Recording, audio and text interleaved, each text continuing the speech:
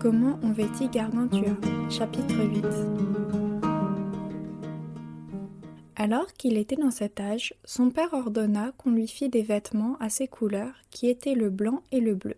On s'y employa effectivement, et les vêtements furent fabriqués, taillés et cousus selon la mode qui était courante à ce moment-là. Dans les anciens registres qui sont à la chambre des comptes de Montsoreau, je trouve qu'il fut vêtu de la façon suivante. Pour sa chemise, on leva 900 aunes de toile de châtellerault et 200 pour les goussets, des sortes de coussins que l'on mit sous les aisselles.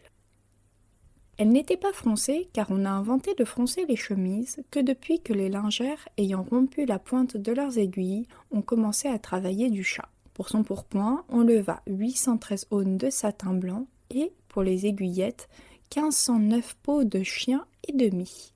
C'est alors que les gens commencèrent à attacher les chausses au pourpoint plutôt que le pourpoint aux chausses, car c'est une chose contre nature, ainsi que l'a amplement expliqué Occam, commentant les exponibles de maître haute chaussade. Pour les chausses, on leva 1105 aunes et un tiers de lainage blanc. Elles furent dentelées en forme de colonne, striées et crénelées par derrière pour ne pas échauffer les reins.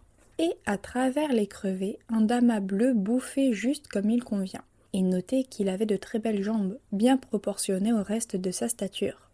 Pour la braguette, on leva 16 aunes et un quart de ce même tissu. En forme d'arc-boutant, elle s'attachait avec bonheur à 2 belles boucles d'or que tenaient 2 crochets d'émail. Dans chacun de ceux-ci était enchâssée une grosse émeraude de la grosseur d'une orange. Car, comme le disent Orphée dans son Traité des pierres, et Pline au dernier livre de l'Histoire naturelle, cette pierre a la vertu d'ériger et de sustenter le membre viril. L'ouverture de la braguette était de la longueur d'une canne, dentelée comme les chausses, avec le damas bleu bouffant comme il est dit plus haut. Et en voyant sa belle broderie de canetilles, ses jolis entrelacs d'orfèvrerie garnis de fins diamants, de fins rubis, de fines turquoises, de fines émeraudes et d'unions du golfe Persique, vous l'auriez comparé à une belle corne d'abondance, comme on en voit sur les monuments antiques, comme celle que Rhea donna aux 2 nymphes, Adrastée et Ida, nourrices de Jupiter. Toujours galante, succulente, juteuse, toujours verdoyante, toujours florissante, toujours fructifiante, pleine de liqueurs, pleine de fleurs, pleine de fruits, pleine de toutes sortes de délices. Dieu merci, il faisait bon la voir. Mais je vous en décrirai bien davantage dans le livre que j'ai écrit sur la dignité des braguettes.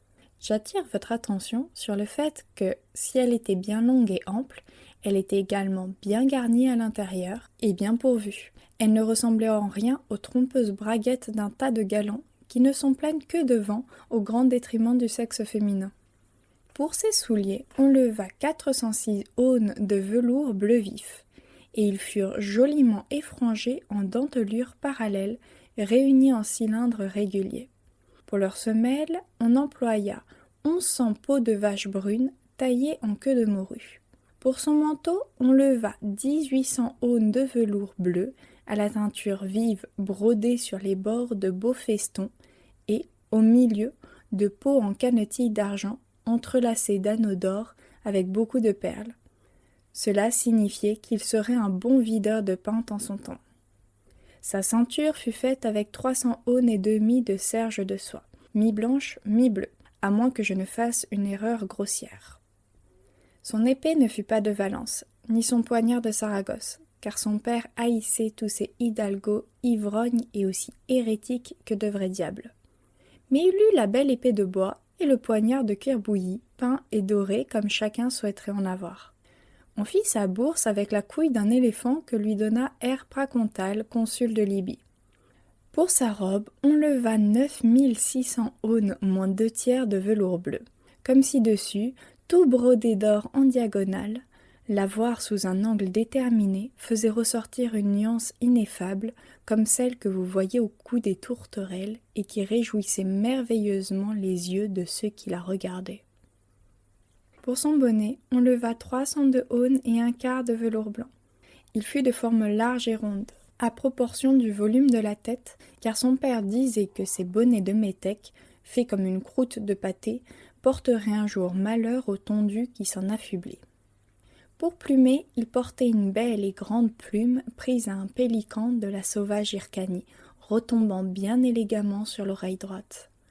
Pour médaillon, il avait sur une plaque d'or pesant 68 marques une figure d'un émail approprié, représentant un corps humain ayant 2 têtes, tournées l'une vers l'autre, 4 bras, 4 pieds et 2 culs.